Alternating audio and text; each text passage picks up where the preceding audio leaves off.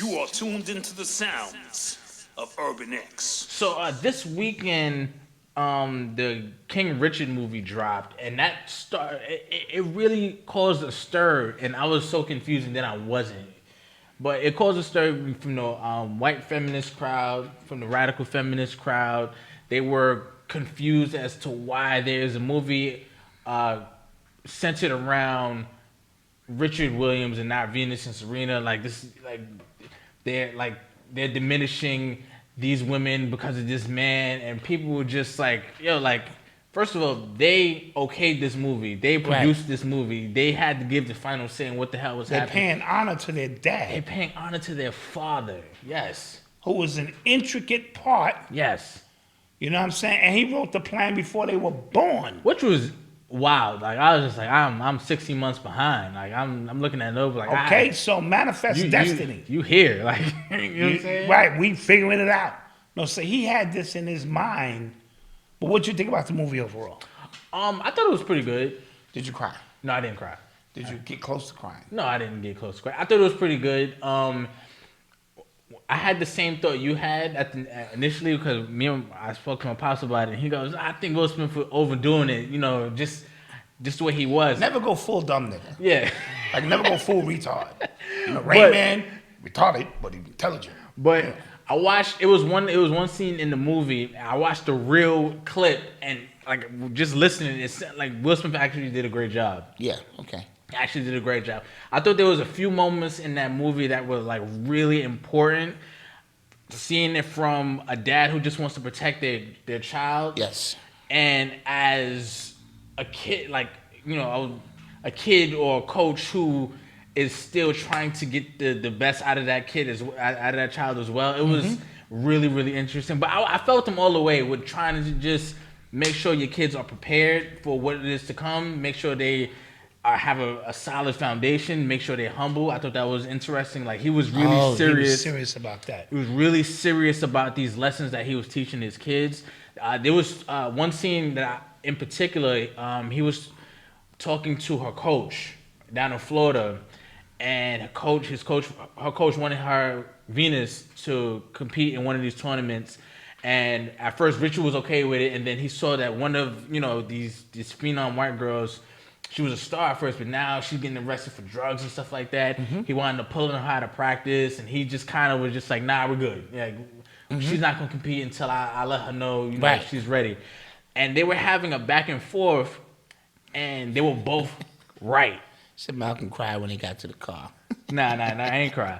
But they were both right. You know what I'm saying? Like, Richard wanted to protect her. Like, you're not going to run her into the ground like that did this white girl. And he wanted her to shine. Right. Or reach her full potential. Right. Because it's a small window, and that's a very finicky sport in particular. Continue. Yeah, and it was interesting to see all those doors that were kind of closed to him because it's a white sport like tennis, and you kind of need these resources. He was like, you need $100,000 just to get your daughter the training, these tournaments and stuff like that. And I was just like, that's not, and it mirrored because we watched the Tiger Woods doc. Yes. And it mirrored that almost exactly. Yes. Absolutely. I thought it was a magnificent movie. I really did.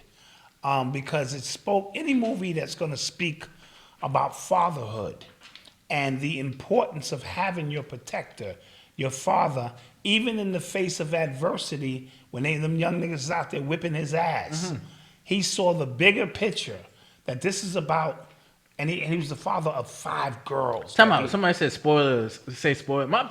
It's a true story. Yeah, you can Google this. Like, this is a true story. Like if you don't know this by now, then right. So, somebody said Black Dot. Did you cry? I did.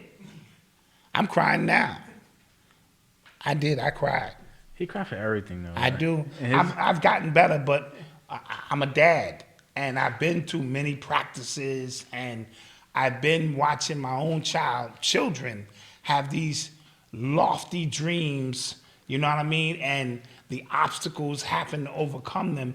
But for girls in particular, in a male-dominated, meaning the gatekeepers are using male tennis instructors, and they abuse these kids psychologically, sexually. They do all of these things. So he became the vanguard that said, no, no, no, no, no.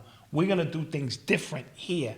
And the whole movie was really about him instilling everything else but tennis. Tennis was on autopilot. You know what I mean? But the value of reading, education, principles, values, integrity, you know what I mean, were at the forefront, and because of his own shortcomings. You know what I'm saying? A black man who grew up with the Ku Klux Klan in the South always happened to keep your head down, being called a boy, even though you're a grown-ass man.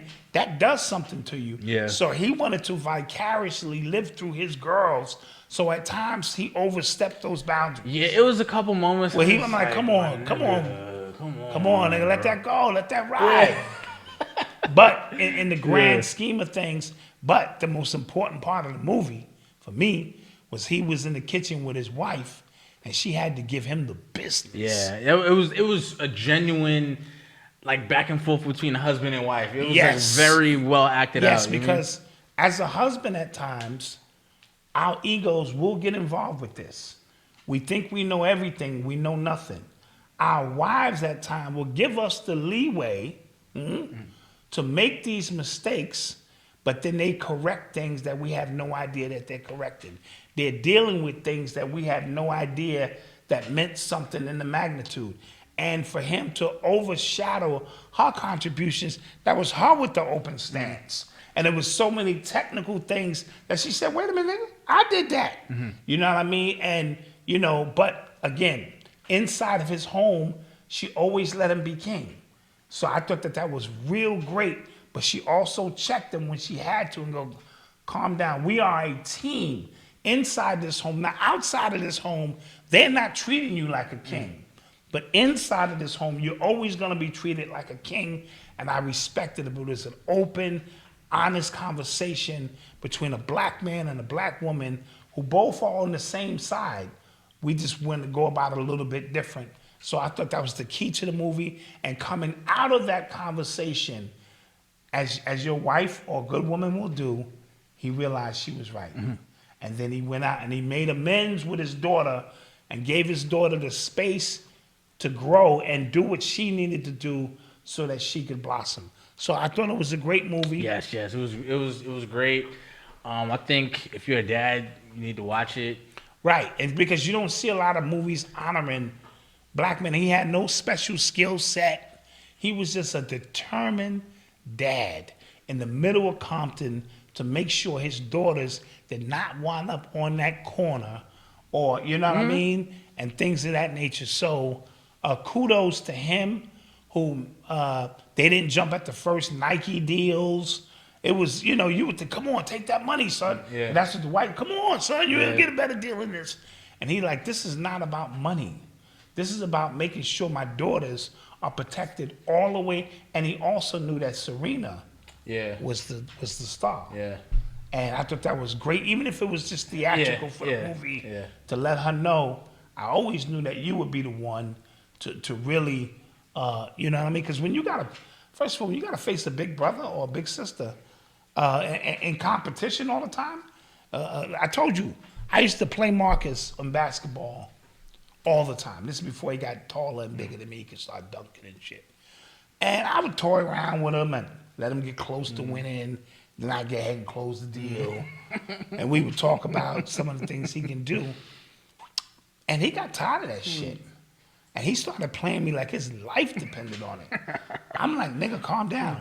And he beat me. That day he beat me, it was over. He didn't shake my hand. He just walked off. I was like, good game. He just walked off. And then I had to put myself in his shoes, what that meant for him. I'm his dad. I'm his hero. I'm his legend. And I'm constantly over him, demonstrating my prowess over him. And he said, enough is enough. Yeah. And he beat me and he walked off. Phoenix Williams always bring up the topic of pedophilia. Tennis coaches, see, I didn't know that. Yeah, and it's not lost on me, right? It's not. I watched this movie. I seen all the things he went through with these white people, and they marry a white man. That's Yeah, It's not lost on me. Yeah, It's not lost on We're me. not gonna get lost on that. I'm not gonna talk about it though. Just Right. you know, mention So it, I strictly understand. like Back to my point. Yeah. I understand what that means to be the sibling. When Reggie Miller finally beat Cheryl Miller, I'm pretty sure that meant something to him. And then I was able to pay Marcus back for that because he was in my kitchen with no fucking shirt on and a do-rag drinking juice. And I said, "You have to get the fuck out of here. I'm the boss in this." So overall, I thought the movie was great. Yeah. Will Smith it was low-hanging fruit. He should probably win an Oscar for it. He probably won't. He probably won't because You know- it's a movie about a black man. Yeah, and the movies that win Oscars be some movie you've never heard of by yeah. some actor you never heard of. It always be one of those. So I was proud to watch this black dad with no supernatural skills and resources. Because the movie came on, he walking up to these white people and they like, is he serious? Yeah.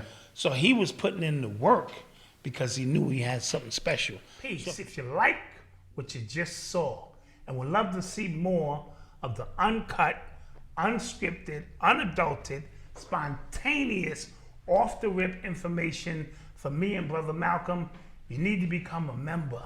Hit that link below because we're going to be going in on the after show. And we have more exclusive content as well. So don't forget to hit that link. Peace.